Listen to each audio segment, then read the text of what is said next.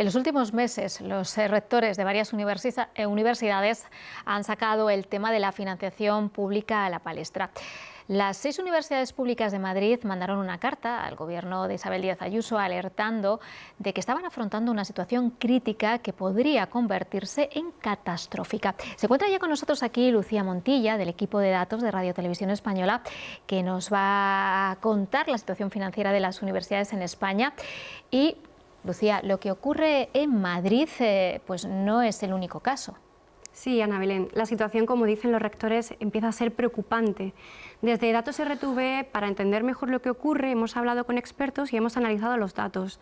Y lo primero que encontramos, lo primero que hay que recordar es que la educación universitaria es una competencia autonómica, que según las prioridades políticas de cada gobierno decide cuánto dinero dedicar.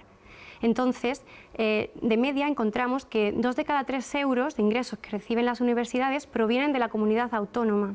Es un 65% y tan solo es un 17% los ingresos que reciben de lo que pagan los alumnos en matrículas y las tasas. Estamos hablando entonces que esta dependencia autonómica varía entre comunidades.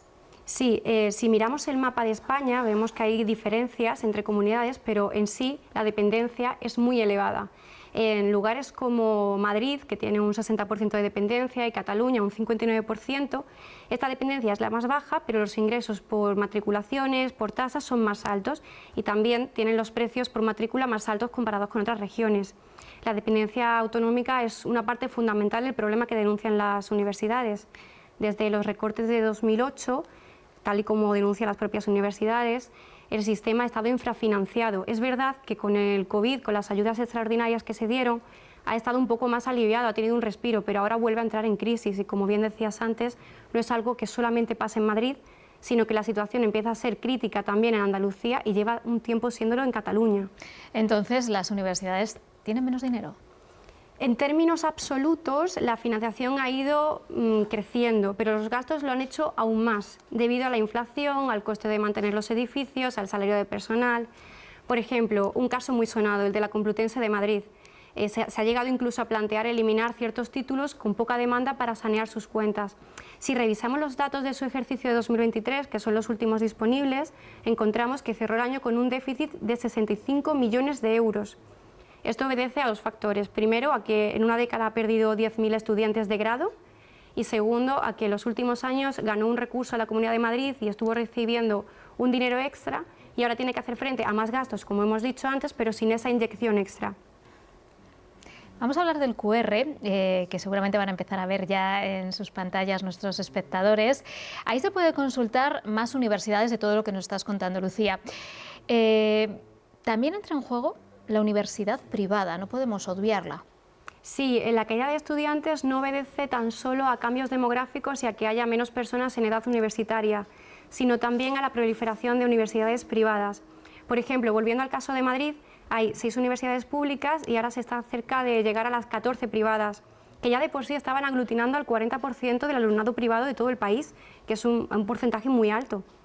Y la otra cara de la moneda de este asunto es que realmente a las comunidades autónomas también les viene bien que haya universidades privadas, porque atraen a estudiantes nacionales y sobre todo internacionales, con menos trabas burocráticas, programas más competitivos, que generan estos estudiantes riqueza en la comunidad, alquilando un piso, gastando en ocio, pero sin invertir ni dedicar fondos públicos a su educación. Vamos a hacer la comparativa ahora de esta situación que la de otros países europeos. Lucía. Sí, España dedica de media el 0,82% de su PIB, de su Producto Interior Bruto, a financiar sus universidades públicas. Está por debajo de la media europea y para alcanzarla habría que destinar al menos 3.000 millones de euros más. Pero más allá del dinero, Ana Belén, es un problema de rigidez del sistema, según nos han contado los expertos.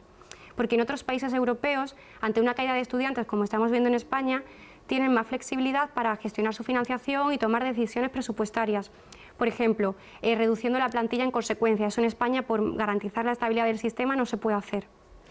Y ahora vamos a ver ya, vamos a mirar adelante qué va a pasar en los próximos años y qué soluciones aportan los expertos. A futuro, los expertos prevén que la financiación se estanque, que deje de crecer, pero que los gastos sigan en aumento, como hemos estado viendo en los últimos años. Y lo que proponen es que las universidades públicas deberían buscar nuevas fuentes de ingresos, que también abran puertas de los gobiernos para que sea posible, Y uno de los puntos a lo que apuntan, ¿no?, es la colaboración con empresas. Esto sería otro debate muy interesante y de muchísimo calado también, Ana Belén.